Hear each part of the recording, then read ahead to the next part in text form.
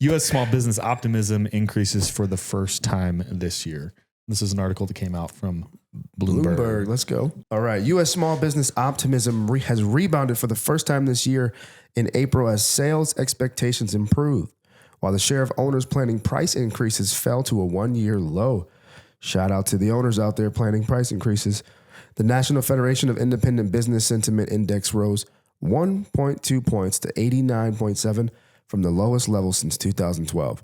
While the Gauge topped economists' forecast, it remains well below the long-term average of 98.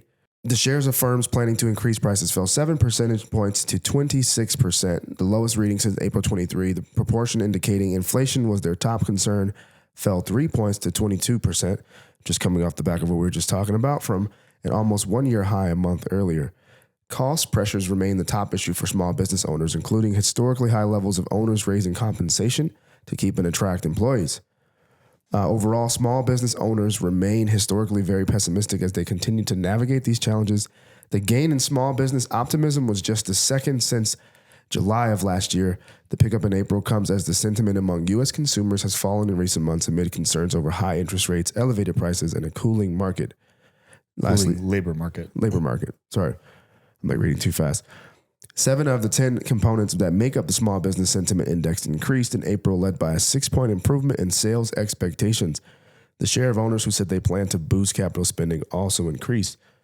Among the labor-related indexes, the share of firms reporting job openings they couldn't fill climbed 3 points in April to 40%, while 12% of firms said they plan to create new jobs in the next 3 months, up a percentage point.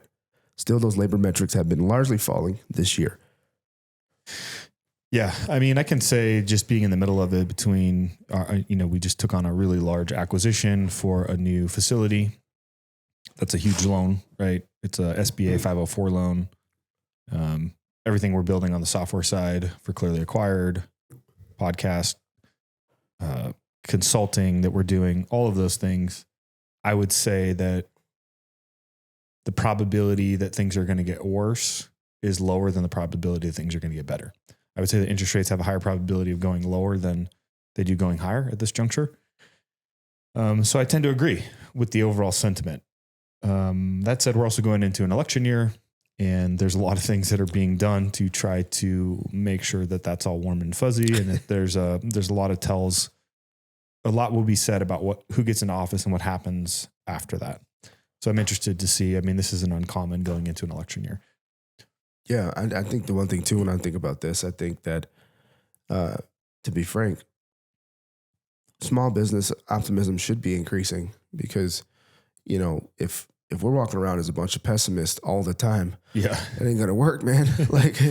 You get more comfortable with the current state of things, and you're pivoting and working through it and optimizing. Yeah, and I love the fact that we're more confident that hey, we're gonna find ways to make sales, we're gonna find ways to fill jobs and do these things. So, I mean, and other things, I think like work from home allure is kind of wearing off a little bit. People have not been working for a while. And so you can only ride that pony for so long before you're ready and willing to get back to work. Dude, I think one of the reasons when I think about small business optimism, I tend to think about something we'll talk about later too, which is the changing landscape with trades and things. I think a lot of people out there are realizing, I think there's obviously they see AI, but I think they're seeing, whether they know it or not, or they're asked in a survey, I think they're seeing that cycle's coming back around for solid business leadership is going to win, principled, tried and true, humble. Yeah. The allure of white collar. I mean, we were all told to go to school, get a degree and go get a white collar job, right? You didn't go to school and get a degree to go get a blue collar job. I got a white hat job. Yeah. So people have that has kind of rubbed off. And then obviously with the evolution of AI, we've like outsmarted ourselves in the white collar space. Right. And so a lot of these jobs that young people were going to school for are being phased out. So